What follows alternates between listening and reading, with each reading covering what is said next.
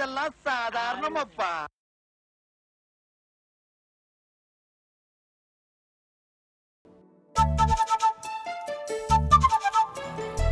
டேய் என்னடா இன்னும் வேலைக்கு போல? இல்லடா, பொண்டாட்டிக்கு உடம்பு சரியில்லை, அதான் பையனை ஸ்கூலுக்கு கூட்டிட்டு போறேன். சரி சரி. அப்பா அப்பா அது என்னதுப்பா அது? டேய் சும்மாறா, இதெல்லாம் பொது அறிவு, நம்ம தான்டா சொல்லி தரணும். அது நீயே சொல்லு. தம்பி, ஒருத்தருக்கு ஆபத்து, ஆம்புலன்ஸ்ல கூட்டிட்டு போயிட்டு இருக்காங்க. நீ சொன்னா மட்டும் என்ன புரிஞ்சிருவா போகுது? நம்ம தானே சொல்லி தரணும்.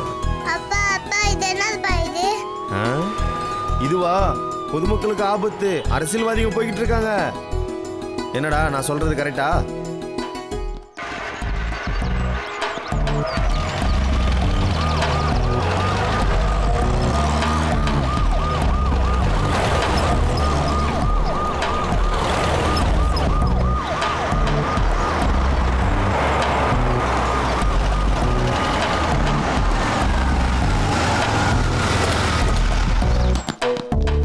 இவர் தாங்க முதல்வர். சுற்றி இருக்கிறவங்க எல்லாரும் அவரை பற்றி யோசிச்சுட்டு இருக்காங்க. ஆனால் தலைவர் அடுத்த வாரிசு யாருன்றதை பற்றி சிந்திச்சுட்டு இருக்காரு. நம்ம அடுத்த ஹீரோ இப்போ வராரு பாருங்க. இவர் தாங்க பெரிய அண்ணன்.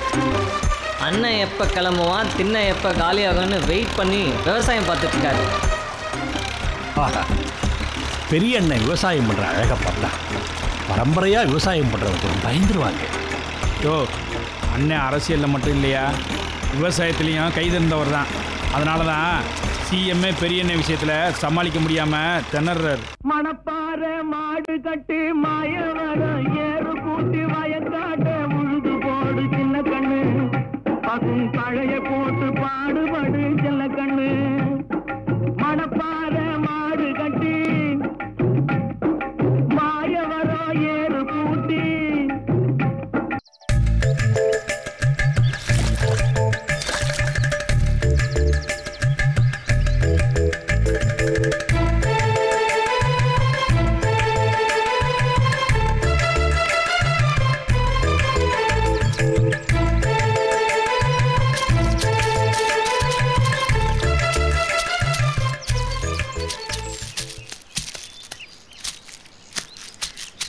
ஐயா வணக்கம்.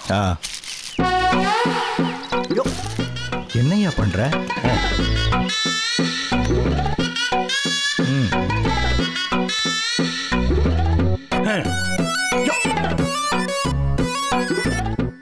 எதுக்கியா உனக்கு இந்த வேலை? எழுத்தும் தெய்வம், எழுதுகோலும் தெய்வம்னு பாரதியார் சொன்னார். அதே மாதிரி டிராக்டரும் தெய்வம், அதை ஓட்டுற பெரிய அண்ணனும் தெய்வம்.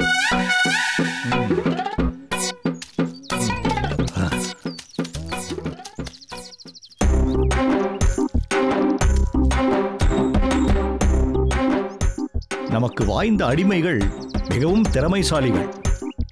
அறிவுதான் கொஞ்சம் கூட கிடையாது. അപ്പോ നാമ പിന്നെ കാണാം. കണ്ടല്ലേ പറ്റും. ഞാനിവിടെ വന്നത് കുറിച്ച് പുറത്ത് പറയണ്ട. ഓ CM PM ഒന്നല്ലോ. வணக்கம். அவர் சாமி கும்பிடாத பின்ன இவட எதுக்கு? உங்க சிவப்பு கொடி கட்சி தான் ஜோசியத்தை நம்பாது. இதெல்லாம் அரசியல்ல சகஜம் தானே காம்ரேட். அவர் வருதா? நாளைக்கு வரார். ஓ நாளையோ? பின்ன முல்லை பெரியார் இஷ்யூல ഞാൻ ஓவரா பேசியாச்சே. சரி சாரி പറയலாம். அதனால என்ன சார், அவர் இதெல்லாம் ஒன்னும் சீரியஸா எடுத்துக்க மாட்டாரு.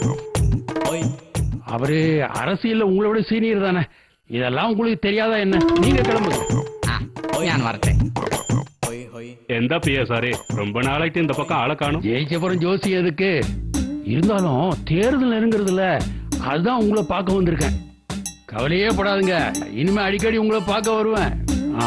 இந்தாங்க, இது நம்ம முதல்வர் பேரனுடைய ஜாதகம். இந்த பையனுடைய எதிர்காலம் எப்படி இருக்குன்னு பார்த்து வைங்க. நாளைக்கு CMக்கு வராருங்க.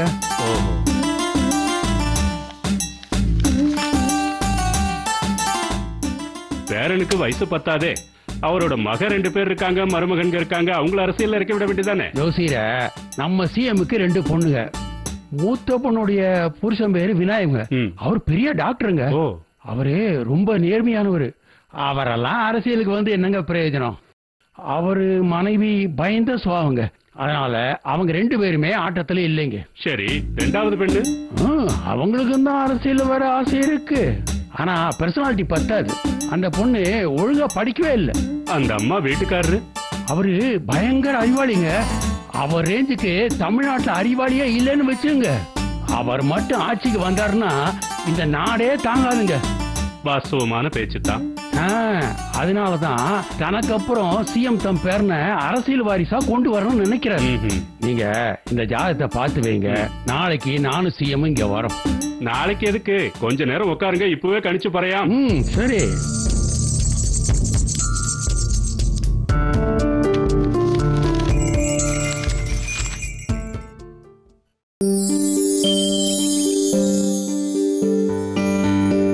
Good morning sir. Good morning. உட்காருங்க. உட்காருங்க. உட்காருங்க.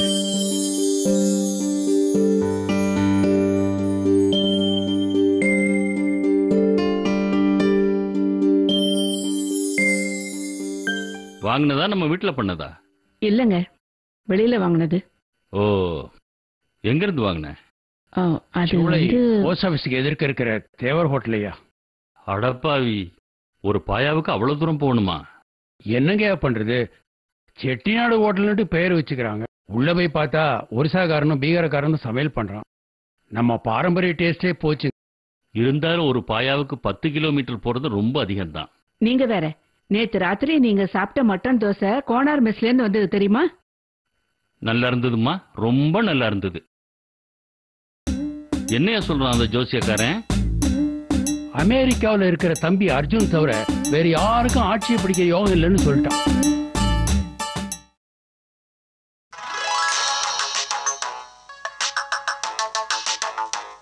போனுங்க. வணக்கம் கவிஞரே. ஐயா, நம்ம கவிஞர் வர சொல்லு. கவிஞரே, ஐயா சாப்பிட்டுட்டு இருக்காரு, நீங்க டைனிங் ரூமுக்கு வாங்க. இன்னைக்கும் கரெக்ட் டைமுக்கு வந்துட்டேன். ஐயா, பாயா இருக்காமா? இருக்கு. வாங்க கவிஞர். வணக்கம். கவிஞன் வாங்கத்தான் வருவான். ஏழை புலவனிடம் என்ன இருக்கிறது கொடுக்க? கொடுக்கும் கோமான் அதோ இருக்கிறார். காலையிலே பேட்டைக்கு கிளம்பிட்டான. உட்காருங்க.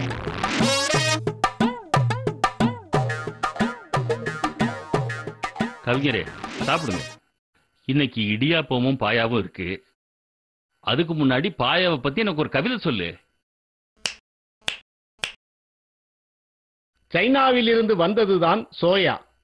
சாயந்தரம் நீ குடிப்பது சாயா. பார்த்துக்கிட்டு நிக்காம பரிமாறு வாயா. அடப்போயா, இதை விட நல்ல எழுதுவாங்க எங்க ஆயா. கவிஞரே, அர்ஜுன் அமெரிக்காவிலிருந்து வர வைக்கிறதுக்கு ஒரு நல்ல யோசனை சொல்லு. உங்களுக்கே தெரியும் நம்ம சிஎம்முக்கு பொய் சொல்ல வராதுன்னு. கொஞ்சம் ஹெல்ப் பண்ணுங்களேன். சரி, எனக்கு புரிந்தது. உங்களுடைய பவள விழா அறிவிப்பை அறிவித்து விடுங்கள். ஒரே பேரன் நீதான், அவசியம் வர வேண்டும். சந்தேகப்பட வேண்டாம், வருவான். பொய்யிலே துவங்க வேண்டாமே. கரெக்ட். எனக்கு கூட இது தோணலையே. ஊரை பற்றி நினைக்கவே உங்களுக்கு நேரம் போதவில்லை. இதில் உங்களை பற்றி எப்படி நீங்க நினைக்க முடியும்? இதான் கவிதை அசத்தி விட்டேரியா. பவள விழா நடக்கும் நேரத்தில் ஊடகங்களில் உங்களை பற்றிய செய்திகள் மட்டுமே வர வேண்டும். உங்கள் வேலை பளுவின் காரணமாக உங்கள் பவள விழா அறிவிப்பை மறந்து விடாதீர்கள். முக்கியமாக அதில் என் கவியரங்கத்துக்கு இடம் ஒதுக்க மறந்து விடாதீர்கள்.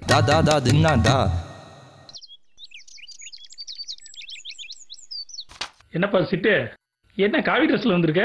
அதான் உங்களுக்கு தெரியுமே, எங்க அமைச்சர் வாயை திறந்தாருன்னா 5-6 தலைமுறையை இழுத்து போட்டு அசிங்க அசிங்கமா திட்டுவாரு. காதே அழுகி போகுது. இவருக்கு இங்கிலீஷ் தெரியாதுன்னு எதிர்கட்சிக்காரங்க கிண்டல் பண்றாங்க. இங்கிலீஷ் மட்டும் இல்லைங்க, இந்தியாவில் இருக்கிற சகல பாஷையில இருக்கிற கெட்ட வார்த்தை எல்லாம் தெரியும். அது எப்படின்னு தெரியல. அதான் அப்பப்ப வேண்டிக்கிட்டு ஏதாவது கோயில்ல மாலை போட்டுக்கிறேன்.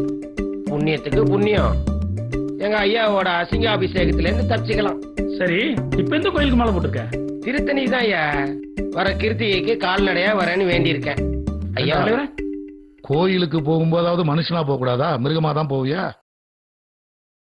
பொன்னேரியார் தமிழக பொதுப்பணித்துறை அமைச்சர். முதல்வர் தலைக்கு மேல தொங்குற கத்தின்னு வச்சுக்கலாம். என்ன சிட்டு? சொல்லுங்க ஐயா. டைட்டனார் சங்க தலைவரை வந்து காத்துக்கிட்டு இருக்காரு. நம்ம சமூகத்தோட மாநில மாநாடு ஒன்று நடத்த போறோம். அதுக்கு நீங்க தான் தலைமை தாங்கி நல்லபடியா நடத்தி தரணும். ஒரு தேதி கொடுங்க.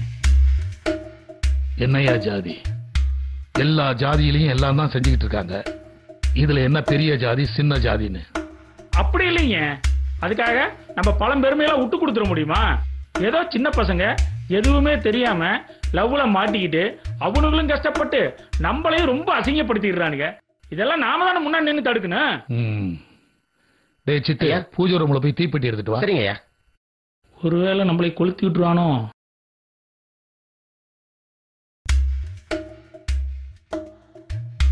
இந்தாங்க ஐயா. கொடு. இத பாரு, இது பெரிய தீப்பெட்டி, விலை அதிகம். இதுல உள்ள குச்சிகளும் அதிகம். இது மரக்குச்சி. இது சின்ன தீப்பெட்டி, விலை கம்மி, உள்ள குச்சிகளும் கம்மி. இந்த குச்சி மெழுகு. ரெண்டும் வேற வேற பிராண்டு. இதுல இருக்கிற தீக்குச்சி எடுத்து இதுல உரசினாலும் தீப்பிடிக்கும், இதுல இருக்கிற குச்சியை எடுத்து இதுல உரசினாலும் தீப்பிடிக்கும். ஆஹா, என்ன ஒரு அரிய அரசியல் தத்துவம். அட என்னங்க நீங்க? ஐயா உன் போனை கொடு. இந்தாங்க ஐயா. இங்க பாருங்க, இது ரெண்டுமே செல்போன் தான். இதோட சார்ஜர் இதுக்கு செட் ஆகுமா? அதை விடுங்க. இதோட சார்ஜர் தான் இதுக்கு செட் ஆகுமா?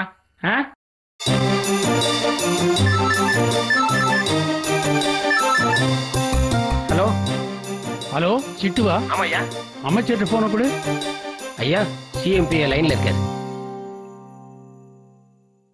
வணக்கம். எப்படி இருக்காரு சிஎம்?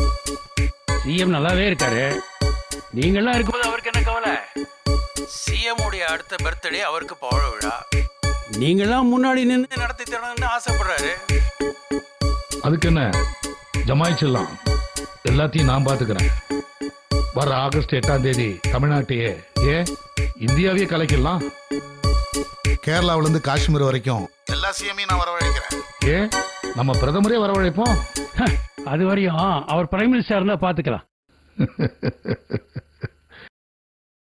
சிஎம் கிட்ட சொல்லுங்க, எல்லாத்தையும் நான் பாத்துக்கிறேன். சரிங்க. என்ன இவ்வளவு சந்தோஷம்? முதல்வருக்கு பவள விழா வரப்போதான், அதை கொண்டாடணுமா. அந்த விழாவுக்கு நான் தான் தலைமை தாங்கணுமா. நல்லது தானே? என்ன நல்லது? வசூல் வேட்டைக்கு புது வழி. சிஎம்மா இருக்கும்போது விழா நடத்தினா எல்லா கம்பெனியும் கோடி கோடியா கொட்டி கொடுப்பான். சினிமா நடிகர்களை யாரை கூப்பிட்டாலும் வந்துட போறாங்க. அதான் கடைசியா கிளாமருக்கு கிளாமரு, வசூலுக்கு வசூலுன்னு ஒரு அல்ல பாக்குறாரு. கடைசியாவா? அவருக்கு இன்னும் 6 மாசத்துல மார்க்க சனி வருது டைட்டன். அவருக்கு அதோட டிக்கெட் தான். அப்ப எங்க ஐயா தான் அடுத்த சிஎம். எப்படியும் ஒரு 40 எம்எல்ஏ உங்க பக்கம் தான். சந்தேகம் இல்லாம நிப்பாங்க, பாப்போம். கவலைப்படாதீங்க, நாங்களாம் இருக்காமல்ல. எல்லாம் இருப்பீங்க. அப்ப இருப்பீங்களா? சரி தலைவரே, உங்களை ஏத்து போட்டி போட போறது யாரு? அதான் அந்த பாவி இருக்கானே, பாலூர் விஸ்வநாதன். அவருதான் ரொம்ப நாளா இருக்காருங்க ஐயா. ஆமா, 78ல இருந்தே இருக்கான். மனுஷ வாழ்க்கையே நிலை இல்லாதான ஐயா. அடுத்த தேர்தல் வரைக்கும் அவர் உயிரோடு இருப்பாருங்கிறதுக்கு என்ன நிச்சயம்? ஆமாங்க ஐயா, அவர்கிட்ட நிறைய கெட்ட பழக்கம் இருக்கு. காலையில தனியா தான் வாக்கிங் போவாராம். அவர் இல்லைன்னா அந்த தொகுதியை நம்ம சிட்டுக்கு தரதான் நான் இருக்கேன். அவனும் உங்க ஜாதி தானே? ஐயா எனக்கு என்னங்க ஐயா தெரியும்? ஒன்னும் தெரியாம இருக்கிறதாண்டா உனக்கும் நல்லது, எனக்கும் நல்லது. அதெல்லாம் எனக்கு நல்லாவே தெரியுங்க ஐயா. நான் அண்ணங்கிட்ட பேசி கரெக்ட் பண்ணிடுறேன். சரி சரி சரிங்கண்ணா. ஆக வேண்டியது. சரிங்கண்ணா. என்ன பேசுற? வா கொஞ்சம் இருந்தா வந்துடுறேன். என்னையா காலையிலே வந்துட்ட? என்ன விஷயம்? அண்ணா, நம்ம ஜாதி கட்சிக்காரங்களாம் உங்களை பத்தி ரொம்ப தப்பா நினைச்சுக்கிட்டு இருக்காங்க. மத்த ஜாதிக்கார மட்டும் என்ன பத்தி பெருமையா நினைச்சிட்டு இருக்கானாக்கும். போயா, தேர்தல் வர போகுது, அதான் கழுத்துல கத்தி வைக்கிறீங்க. எனக்கு தெரியாதா? போன பீரியட் மாதிரி இல்லைண்ணா, இந்த வாழ்க்கை நாட்டுல யாருமே சந்தோஷமா இல்ல. யோ, என்னையா சொல்ற? களத்தூர் கனகராஜ் எம்எல்ஏ.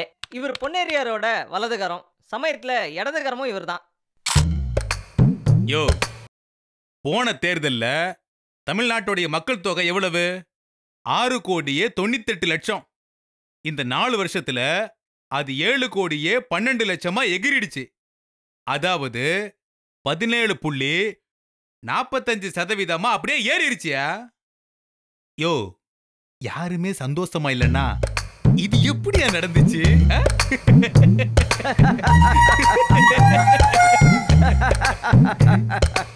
யாருக்கிட்டயா காது குத்துறீங்க?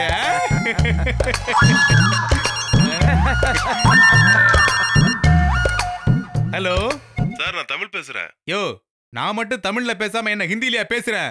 தமிழ்ல தானே பேசுறேன். யாரையா பேசுறது? தமிழ் செல்வம் பத்திரிகை ரிப்போர்ட்டர் சார். அட, நம்ம தமிழ் செல்வனா? சொல்லு தமிழ். நான் உங்க வீட்டுக்கு வெளியில தான் நிக்கிறேன் சார். அட, மேல ஏறி வாயா தமிழ். நம்ம தமிழ். சரி சரி சரி. யோ, நம்ம ஜாதி சங்கத்துல என்னையா பிரச்சனை? அண்ணே, நம்ம ஜாதி தான் உயர்ந்த ஜாதி. நம்ம ஜாதிக்கு கலாச்சாரமும் பாரம்பரியமும் இருக்கு. அண்ணே, நம்ம ஜாதியில நீங்க பெரிய ஆளா இருக்கீங்க. நம்ம ஜாதிக்கு ஏதாவது நீங்க செஞ்சாகணும்னா. யோ, நான் ஜாதி சங்கத்துல இல்லையா, கட்சியில இருக்கேன்யா. நம்ம ஜாதிக்கார பசங்க 4 கட்சியில இருக்கானுங்க. நான் தலைமைக்கு வேற கட்டுப்படணும்யா. சார் வணக்கம் சார். வா தமிழே. தப்பா நினைச்சுக்காத. தமிழ் பேசுறேன்னு சொன்ன உடனே நான் அப்படி பேசுறேன். பரவாயில்ல சார். எனக்கு ஒரு சந்தேகம் தமிழ். சொல்லுங்க சார். பக்கத்துல ஆந்திரா இருக்கு. அங்க எவனாவது தெலுங்கு புத்திரன்னு பேர் வைக்கிறானா? இந்த பக்கம் கேரளா இருக்கு. அங்க எவனாவது மலையாளி மோன்னு பேர் வைக்கிறானா? இந்த பக்கம் கர்நாடகா இருக்கு. அங்க யாராவது கர்நாடிக் ராஜான்னு பேர் வைக்கிறாங்களா? ஏன் நம்ம மட்டும் தமிழ் செல்வன், தமிழ் செல்வி, தமிழ்தாசன், தமிழரசன் பேர் வைக்கிறோம்? ஏன் சார், காலையிலே கருத்துக்களை அள்ளி வீசாதீங்க சார். கரண்ட் பாலிடிக்ஸை பத்தி ஏதாவது இன்ட்ரெஸ்டிங்கா இருந்தா சொல்லுங்க. அந்த விஷயம் உனக்கு தெரியாதா? மழை பெஞ்ச உடனே கரண்ட் மேட்டர் முடிஞ்சு போச்சியா? ஐயோ சார், நான் அந்த கரண்ட பத்தி சொல்ல சார். Latest politics. இப்போ ஆந்திரா தெலுங்கானா பிரச்சனையை பத்தி நீங்க என்ன நினைக்கிறீங்க? என்ன தமிழ், இதுக்கெல்லாம் பிரச்சனை பண்ணவே கூடாது. தமிழ்ல கானா இருக்குல்ல, ஏன் தெலுங்குல கானா இருக்க கூடாதா? என்ன தமிழ் இது? ஏன் வேணும்னா ஒரு 4 கானா பாட்டு பாடுறவனை கூட்டிட்டு போய் அந்த பிரச்சனையை தீர்த்து வச்சுட்டு போறான். என்ன தமிழ், இதுக்கெல்லாமா பிரச்சனை பண்ணுவாங்க?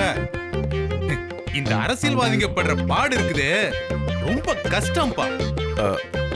தமிழ், உன்ன மாதிரி பத்திரிக்கைக்காரனாவே இருந்துட்டு போலாம்பா.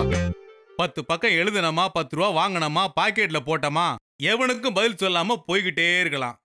நீயும் பாரு, ஆந்திராவில் உள்ள பிரச்சனைய என்கிட்ட கேக்குற. தமிழ்நாட்டுல என்ன நடக்குதுன்னு எனக்கு தெரியாது. தலைமை தட்ட சொல்லும், தட்டுவேன். கொரடா கொட்ட சொல்லும், கொட்டுவேன். அவ்வளவுதான் எனக்கு தெரிஞ்சது. அங்க பண்றல என்ன பிரச்சனையோ, ஜாதி பிரச்சனையோ, கட்சி பிரச்சனையோ, என்ன பிரச்சனையோ வந்திருக்கானுங்க. எல்லாம் நான் தான் பார்க்கணும். என்னன்னு முக்கியமான விஷயம் சொல்ற அறிவில்ல உனக்கு பாக்கணும்ன்றல. யோ, யார் பண்ணி திறந்த வீட்டுல ஏதோ நுழையிற மாதிரி நீ பாட்டுக்கு வந்துகிட்டு இருக்க? என்ன வேணும் உனக்கு?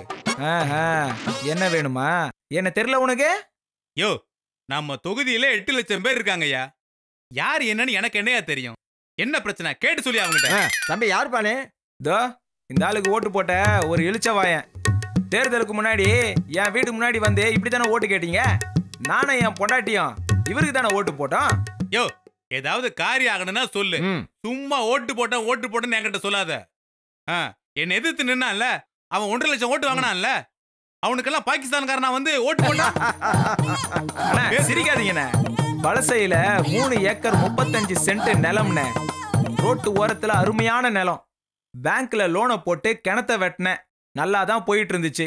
3 வருஷத்துக்கு முன்ன என் நிலத்தை சுத்தி 3 பக்கமும் எவனோ பிளாட்டை கட்டி நாசமா போனவன் வித்துட்டானே. அண்ணா, நீங்க பிளாட் போட்டீங்களே, அந்த இடமா? யோ, நான் எங்கெங்க இடம் வாங்கினேன்னு எனக்கே தெரியாதியா. என் பொண்டாட்டிக்கும் என் மச்சானுக்கும் தாயா தெரியும். அவன் யாருன்னு எனக்கு தெரியல. நீ வேற லூசு மாதிரி என்கிட்ட கேள்வி கேட்கிற. சும்மா இருயா, பேசி சமாளி. அண்ணா, 3 பிளாட்டையும் சுத்தி 500 அடி 1000 அடின்னு போர் போட்டாங்க. இப்ப என் கிணத்துல சொட்டு தண்ணி இல்ல. 3 பக்கத்து பிளாட் குப்பையையும் என் நிலத்துல தான் கொட்டுறானுங்க. கேட்டா என்னையே மிரட்டுறானுங்க. நானும் VAO, tahsildar, revenue inspector, VRO, ORD, கலெக்டர்னு எல்லாருக்கும் மனு கொடுத்து பார்த்துட்டேன். ஒருத்தரும் பதில் சொல்ற மாதிரி தெரியல. அதனால தான் நேரா இங்கேயே வந்துட்டேன். தம்பி, அதுக்கு இவர் என்னப்பா பண்ணுவாரு? உங்க வீட்டுல 2 ஓட்டு தான் தேரும். நீ சொல்றத பார்த்தா சுத்தி இருக்கிற பிளாட்ல ஒரு 500 ஓட்டாவது தேரும். ஓ 2 ஓட்டுக்காக 500 ஓட்டை பறிச்சுக்க முடியுமா? இது ஜனநாயக நாடு இல்லையா? மெஜாரிட்டியை மதிக்காம இருக்க முடியுமா? தம்பி, நீ கொஞ்சம் வெளியில இரு. நான் அன்னைகிட்ட பேசிட்டு வரேன். யோ, அவன்கிட்ட சைலண்டா ஏதாவது ஒரு சின்ன அமௌண்ட்டை பேசி முடிச்சிடலாம். வாயா. சரிண்ணா சரிண்ணா.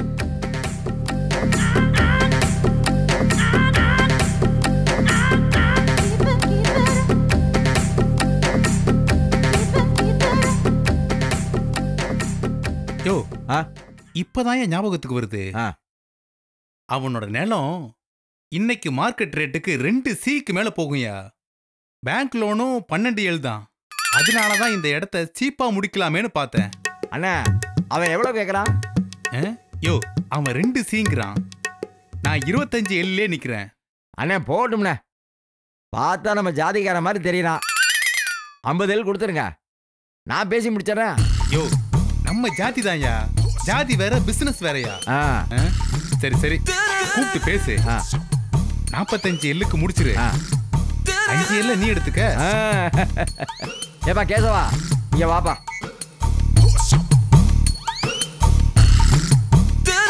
ஏ கேசவா, உன் கஷ்டம் எனக்கு புரியுது.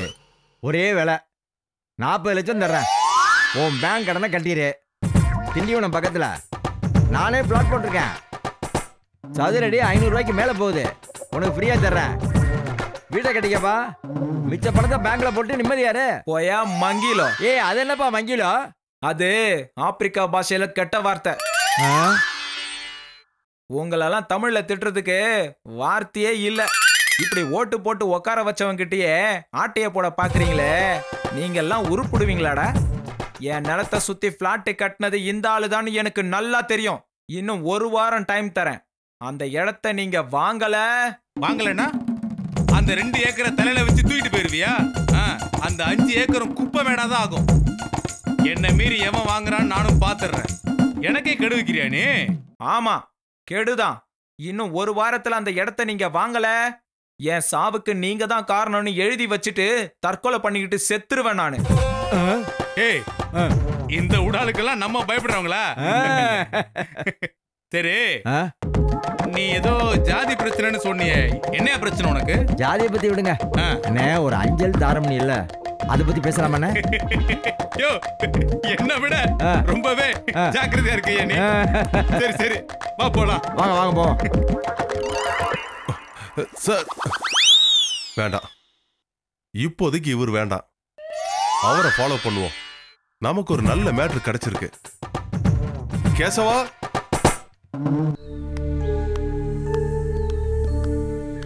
ஹலோ, ஏங்க கொஞ்சம் நில்லுங்க.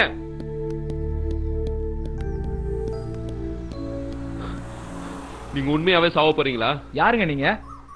என் பேர் தமிழ் செல்வன், நான் பத்திரிக்கைக்காரன். நான் செத்தா உங்களுக்கு லாபம் தானே?